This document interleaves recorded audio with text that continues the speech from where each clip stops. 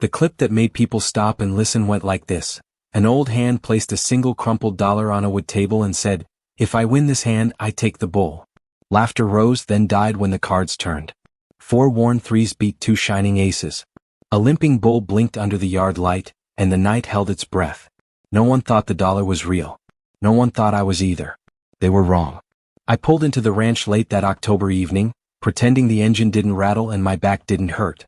The porch lights threw long lines across the dust. Their voices carried before I saw their faces. "You're late," someone said. "You bring cash." I held up my thin wallet. "Enough for a few hands." They smirked. I pretended not to hear. I had learned to outlast smirks. Near the far fence stood a bull alone. One horn was broken, one eye cloudy.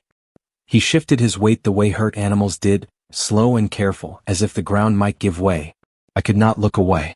It felt like looking at a mirror you didn't ask for. "That one." I nodded. "Trash," the ranch owner said. "Won't breed, won't fight, won't fetch a dime. He eats hay and gives nothing." The table laughed. The laugh pressed on my chest. Cards slid. Lids popped off beer cans. I watched the bull, not the men. The talk turned cruel, little stabs dressed as jokes. "Maybe he should rescue the bull," one of them said. "They can limp together." I said, "How much?"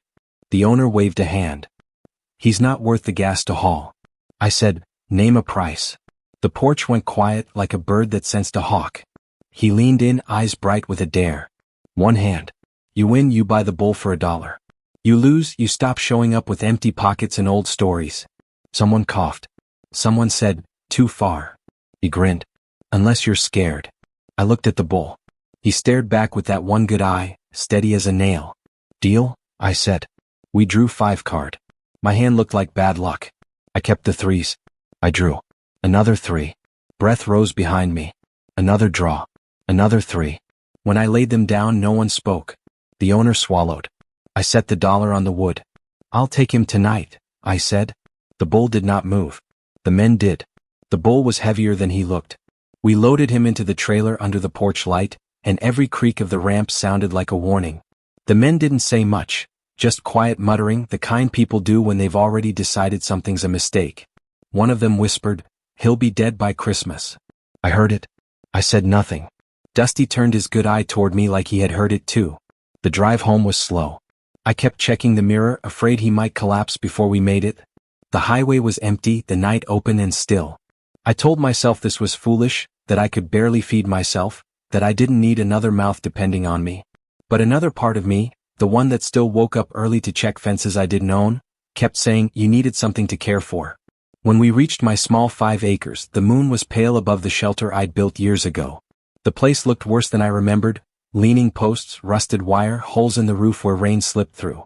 It felt like shame standing under that moonlight. I backed the trailer up to the corral and opened the gate. Dusty didn't move. "Come on, boy," I said quietly. "You're home now." He stayed still. Then, slow as old wood bending, he limped forward, one cautious step at a time, until all 4 hooves touched Texas soil again. He sniffed the air, then the trough, then me. I could see the scar near his shoulder, the spot where the hair never grew back. He was thinner than I'd thought. "Guess we're both not much to look at," I said, leaning on the fence. The wind answered for him. He lowered his head and began to eat the little feed I had left.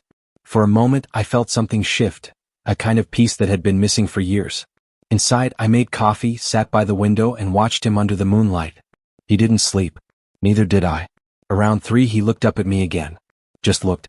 And in that quiet, it felt like he was asking, "Now what?" I had no answer. I only knew I wasn't alone anymore, and maybe that was enough for one night. Morning came with the sound of wind pushing through dry grass and the smell of old hay. My back ached, but I got up before the sun touched the horizon. Dusty stood by the fence, waiting. He hadn't touched the water I left, and he looked worse in daylight, ribs showing, legs swollen, coat dull as dust. I leaned on the post, thinking I'd made the biggest mistake of my life. $11 left, a week till the disability check, no feed, no plan. "Guess it's just you and me, partner," I said out loud. The bull flicked his ear, unimpressed. I laughed once, short and bitter. I drove to town hoping to stretch my pride thinner than my money. At the feed store, Tommy, one of the poker boys, was loading hay into his truck. He paused when he saw me. "You really went through with it, huh?" he said. I nodded. "You got feed for that beast?" I didn't answer. He stared a moment longer, then sighed. Wait here. He returned with 2 bales of hay. Loan, he said. Pay me back when you can. I tried to refuse, but he shoved them in the back of my truck anyway. What Vernon did last night, he said quietly, that wasn't right. Then he left before I could thank him. Back home I spread the hay near Dusty. He sniffed it, then looked at me again, one good eye steady, the blind one cloudy like fogged glass. I sat nearby, drinking coffee gone cold, waiting for him to move. Hours passed. Finally, near sunset, he lowered his head and began to eat, slow but steady. I didn't breathe until he finished. Then, for no reason at all, I felt tears in my eyes. It was the first small victory either of us had in years. That night I couldn't sleep again. I listened to the sound of him shifting in the pen, his hooves scraping the dirt. Somewhere between midnight and dawn I realized I was talking to him. Really talking. We'll figure it out, I said. You don't give up and neither will I. He snorted softly and it almost sounded like he believed me. 2 days passed before anyone came by again. I had spent them patching the fence with old wire, using a hammer whose handle was cracked. Every movement made my back scream, but I couldn't stop. Dusty had started eating more, moving better, even lifting his head when I talked. It was strange how quiet company could fill the air stronger than people ever did. That afternoon a truck pulled up. I thought maybe it was Vernon come to collect his joke back. But it was Dale, the one who bred horses. He stepped out holding a sack of grain. Heard you took in that bull, he said. Thought I'd drop this off. I can't pay for it, I told him. He shrugged. Call it a favor. You always help me at the rodeos. Then he squinted toward the corral. He's a sad sight, but I've seen worse turn around. When he left, I poured some of the grain in a bucket and watched Dusty eat, each chew slow and careful, as if learning how to trust food again. I leaned on the fence and said, They think you're hopeless, old boy. He flicked his ear, kept chewing. Maybe they're wrong, I whispered. By the end of the week, Ray showed up, the same man who laughed loudest at the poker table. He looked uneasy, holding a folded paper. I got a vet friend. Said he'd take a look at the bull, no charge. You in? I nodded, too stunned to answer. Ray stared at the ground. We shouldn't have made that bet, he said quietly. You showed more guts than any of us. The vet came the next morning. Said the leg would never fully heal, but Dusty could live long if cared for right. He ran his hand over the bull's back and smiled. He's got fight left. That night, sitting on the porch, I watched Dusty lying under the same leaking roof I'd once cursed. It didn't look so broken anymore. The world hadn't changed much, but something inside me had. For the first time in years, I wasn't waiting for life to end, I was watching it begin again, one breath, one animal, one chance at a time. A week later, I woke to the sound of a truck engine outside my gate. I thought it might be Tommy again, maybe bringing more hay, but when I stepped out, the sight made me stop mid-breath. It was Vernon. The man who'd made that cruel bet, the one whose laughter still rang in my ears when I couldn't sleep. He climbed down from his truck slower than usual, his boots crunching on the gravel. His face looked older, or maybe it was just guilt wearing through. Came to see if your charity case is still breathing, he said, trying for humor but missing by a mile. He's alive, I said. Doing better than either of us expected. He walked to the fence, stared at Dusty for a long moment. The bull raised his head and looked right back, calm as a Sunday sky. Vernon shifted his hat. He don't look half bad, he muttered. Still ugly but not pitiful. Then after a pause, guess I owe you an apology. I said nothing. The air between us hung thick. He reached into his pocket and pulled out an envelope. There's $500 in there, he said. Not a loan. Not pity. Consider it payment for reminding me what I forgot a long time ago.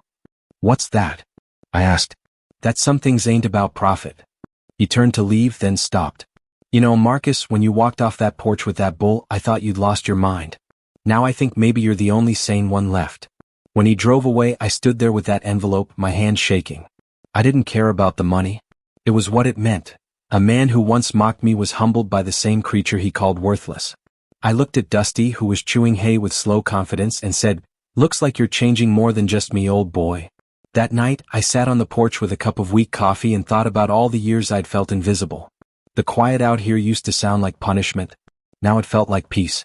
Dusty shifted, snorted once, and settled down. I smiled. I had no idea then, but that single act, rescuing a broken bull, was about to travel farther than either of us could imagine.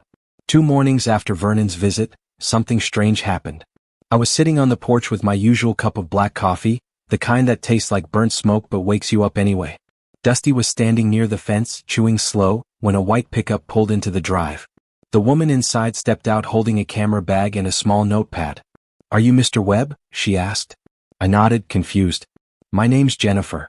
I'm a teacher from the high school in town. My students are doing a project about old ranchers and their stories. One of them heard about you." Behind her, a teenage girl climbed out, dark hair tied back, camera already in hand. "Hi, I'm Sophie," she said shyly. "Grandpa told me about you and the bull." I chuckled. Word travels fast. Jennifer smiled. "Mind if we take a few pictures and ask a couple of questions?" I wasn't used to being anyone's story, but something in their eyes made me say yes. Sophie started snapping photos while Dusty watched her. She whispered, "He's beautiful," and I laughed under my breath. That's the first time anyone's called him that. She lowered her camera. "Can I take one of you together?" I hesitated, then stepped beside Dusty. He didn't flinch when I touched his neck. The air was golden, that late evening kind of light that makes everything look softer than it really is. Sophie lifted the camera. The shutter clicked once. "Why'd you buy him?" she asked. I looked at the bull for a long moment before answering. Because everyone said he wasn't worth anything. And I guess I wanted to prove they were wrong. About him. About me. They thanked me, drove off, and I thought nothing more of it, until 2 days later when Tommy came by with his phone in hand. "You seen this?" he asked. On the screen was that same photo. Me standing beside Dusty, both of us looking straight into the lens. Sophie had posted it online with the caption, "This is Dusty, the bull nobody wanted, and Marcus, the cowboy everyone forgot." It already had 10,000 shares. I stared at the image, feeling something shift in my chest. For the first time in years, the world had looked my way, and it was because of a one-eyed bull. By the next morning, the photo had taken a life of its own. Tommy called again before sunrise. "You're on Facebook, Instagram, even local news sites," he said. I barely knew what that meant, but his voice carried the disbelief of a man watching gossip turn into legend. "They're calling it the $1 bull. Reporters want to talk to you." I stared at the screen when he handed me his phone. Thousands of people were commenting, some laughing, some crying. Words like hope, faith, and second chances filled the page. I didn't know how to react. For years, my life had been quiet enough to hear the hum of the fridge. Now strangers were writing paragraphs about a man and a bull they'd never met. 2 days later, a letter arrived. Actual paper with handwriting neat and shaky. It was from a woman in Ohio named Patricia. She wrote, "My husband lost his job after 30 years at the plant. He hasn't spoken to anyone in weeks. Then he saw your story. Yesterday he fixed the broken fence in our yard. He said if a broken bull could matter again, maybe he could too. Thank you for giving him hope." I read it 3 times, each slower than the last. My hands trembled a little. I thought of Dusty standing by the corral, tail swishing lazily, not knowing the ripples he'd started. The next day another letter came, from a teenage boy with a disability who said kids at school bullied him. Then one from a widow in New Mexico. Every word said the same thing. "You reminded me I still matter." At night I sat with Dusty and read them out loud. He'd listen, snorting softly as if he understood. Sometimes I thought maybe he did. Then came the knock at my door. A local news van, bright lights, microphones, questions about the miracle bull. I wasn't ready for any of it. I told them the truth. I just saw something worth saving. They aired it that evening. By morning, national stations were calling. I looked at Dusty and whispered, "Looks like we started something, partner." He blinked once, slow and calm like he already knew. Within a week, my mailbox was overflowing. Envelopes from every state, some from other countries. People sent gift cards, handwritten prayers, even drawings of Dusty made by children who'd never seen a real bull. The phone rang so often I started turning it off. It wasn't just news channels anymore. Churches, schools, talk shows. Someone from Good Morning America left a message asking if I'd fly out with Dusty. I laughed until my ribs hurt. "Ma'am," I said to the voice on the machine, "Dusty doesn't fit in a plane seat." But fame doesn't ask permission. Strangers began showing up at the gate, driving all the way from Houston, Oklahoma, even Kansas just to see him. I'd walk them to the corral, and they'd stand there quietly, staring at him like they were in church. One woman started crying, saying her son had died and she hadn't smiled in months until she saw our story. Another man in a wheelchair said Dusty reminded him that broken things can still stand. I didn't know how to handle that kind of weight. I wasn't a preacher or a saint, just a tired old cowboy who bet $1 on a crippled bull. Still, every time someone left a note or a tear behind, I felt something grow inside me, the kind of peace that doesn't make sense but fills the emptiness anyway. Then one afternoon a reporter asked, "Mr. Webb, what's next for Dusty?" I didn't have an answer. That night I sat on the porch watching the sunset paint his coat orange and gold. "What is next, boy?" I asked. Dusty walked closer to the fence, pressed his head gently against the wood, and let out a soft grunt. The idea came quiet and slow. Maybe all this wasn't just for me. Maybe this story could help others who'd been tossed aside like we had. I wrote a note and pinned it on the porch wall: Second Chance Ranch, coming soon. I didn't have money, land, or help. But I had a bull who believed in me, and somehow that felt like enough to start something real. The first few weeks after that note went up felt impossible. I had no plan, no permits, no steady income, just a stubborn idea that wouldn't leave me alone. Still, word spread faster than I expected. A retired vet called, offering to volunteer twice a week. A local carpenter said he'd help rebuild the old shelter if I covered the nails. Then Dale showed up again, shaking his head with a grin. "You really turning this place into a ranch?" he asked. "Trying to," I said. "It's called Second Chance." He looked at Dusty, who was grazing near the fence. "Seems fitting," he murmured. "You give him a second chance and he gave you one." Within a month, the small corral had turned into a proper pen. Someone donated new fencing. A local feed store offered discounts. The high school kids who had seen Sophie's photo started showing up on weekends to help clean and paint. It wasn't much, but when I stood in the middle of that dusty field, surrounded by laughter and hammering and the smell of hay, it felt like life had walked back through my door. Then came the animals. First was a three-legged horse named Clementine that a traveling circus left behind. Then Harold, a blind goat whose owner couldn't keep him. And later, Patches, an old donkey with knees that clicked when he walked. Each one arrived with a story of being unwanted. Dusty welcomed them all, calm and steady, like a quiet guardian. He'd nudge them gently, showing them where to stand or where to find water. Watching him do that, I realized he'd gone from rescue to rescuer. Every Saturday, volunteers came, veterans, widows, kids who'd been bullied, men who'd lost jobs and pride. They said being around the animals made them feel useful again. One of them, a man named James who used to sleep in his truck, said, "When I feed them, I stop feeling sorry for myself." At night, when everyone left, I'd sit with Dusty under the stars. The ranch was still rough, far from perfect, but alive. "Look what you started," I'd whisper. He'd snort softly as if to say, "It's only the beginning." By spring, Second Chance Ranch had turned into something I never could have imagined. What started as 5 acres of forgotten land now hummed with life, the sound of hooves, laughter, and hope.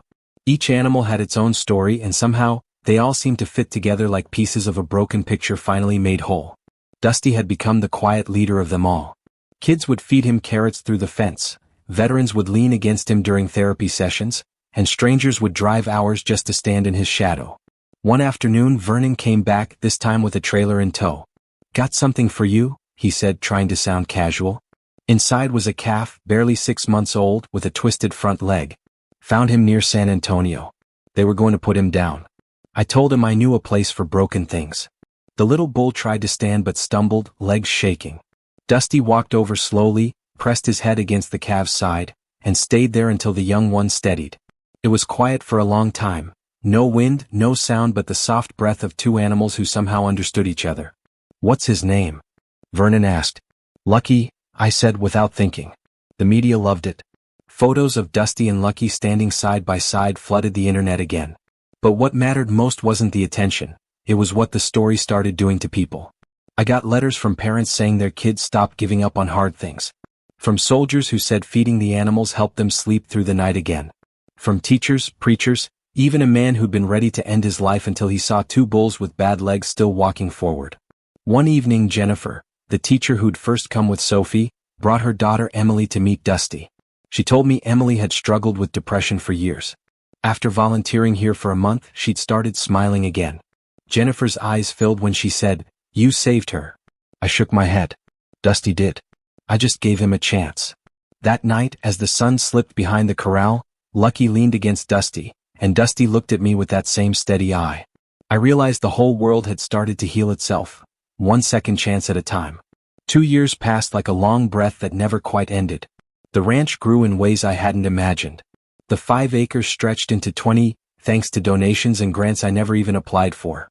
There was a visitor center now, a clean white barn, and pens filled with animals that once had nowhere to go. And right in the center of it all stood Dusty, older, slower, still proud. His coat had gone grayer around the muzzle and his limp was worse, but when he moved people still stopped talking and just watched. That morning buses were already pulling up the dirt road. Families, veterans, teachers, kids, all coming for what we called the Worth Beyond Measure Day. It was our second annual gathering, a celebration of people who'd found purpose again. Some had driven from nearby counties, others had flown from other countries. I watched from the porch, leaning on my cane as Sophie, now 29 and running the whole place, greeted them with the same warmth she used to show behind her camera. She walked up to me smiling. "They're ready for you," she said softly. Inside the big pavilion, hundreds of chairs were filled. I took slow steps to the microphone, the sound of shuffling feet echoing in the rafters. I looked out and saw faces I knew. James, the veteran who'd once lived in his car, now the head of volunteer programs. Emily, Jennifer's daughter, now our resident therapist. Even Vernon, sitting in the front row with tears already in his eyes. I started talking not from notes, just from memory. 12 years ago, I said, I had $12 to my name. And I spent one of them on a bull nobody wanted. The crowd was silent. He was broken. So was I. But we learned something together.